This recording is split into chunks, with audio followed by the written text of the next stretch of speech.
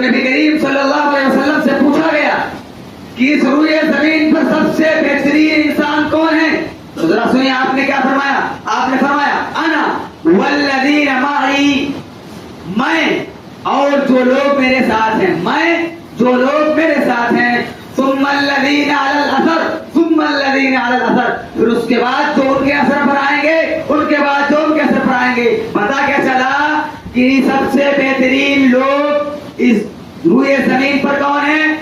اللہ کے نبی اور ان کے صحابہ، ان کے بعد تابعین، ان کے بعد تبع تابعین. پتا چلا کہ یہ تین طبقات ایسے ہیں جو سب سے بہترین ہیں. اب سوال یہ ہے کہ کیا ان تین طبقوں کے اندر جو سب سے زیادہ اچھے ہیں، سب سے بہترین ہیں، تو کیا ان تین طبقوں کے اندر بھی اس میلاد کا کوئی تصور ہے؟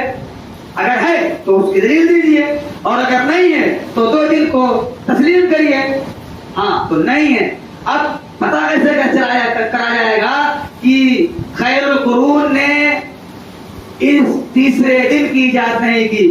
تو سب سے پہلے ہم کیا کرتے ہیں، نبی کا دور نبوی، نبی کی زندگی کا 23 سالہ دور نبوی، اس کا مطالعہ کرتے ہیں تو پتا چلتا ہے کہ اس 23 سال کے دورانیے کے اندر اس تیسری عید کا کوئی تصور نہیں رہا. نبی کی وفات ہو گئی، نبی کی وفات کے بعد خلافت راشدہ یعنی خلفائے راشدین حضرت ابوبکر، حضرت عمر، حضرت عثمان، حضرت علی رضی اللہ عنہم اجمعین، ان کا دور خلافت 30 سال رہا. ان میں اس تیسری عید کا کوئی تصور نہیں رہا. اس کے بعد سب سے آخری صحابی صحابہ کرام کا دور 110 ہجری پر ختم ہو جاتا ہے. 110 ہجری پر تمام صحابہ کرام اس دنیا سے رخصت ہو جاتے ہیں. اس کے بعد سب سے آخری تابعی یعنی صحابہ کرام کے شاگردان، صحابہ کرام کے شاگرد 220 ہجری میں تمام کے تمام تابعی اس دار فانی کو چھوڑ جاتے ہیں.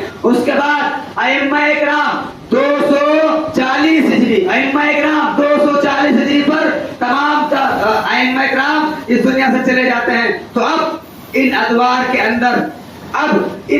اندر اور اگر میں کہوں تو پیر عبد القادر جیلانی، ان کی کتاب غنیۃ الطالبین کے اندر بھی اس عید کا کہیں دور دور تک پتہ نہیں ہے.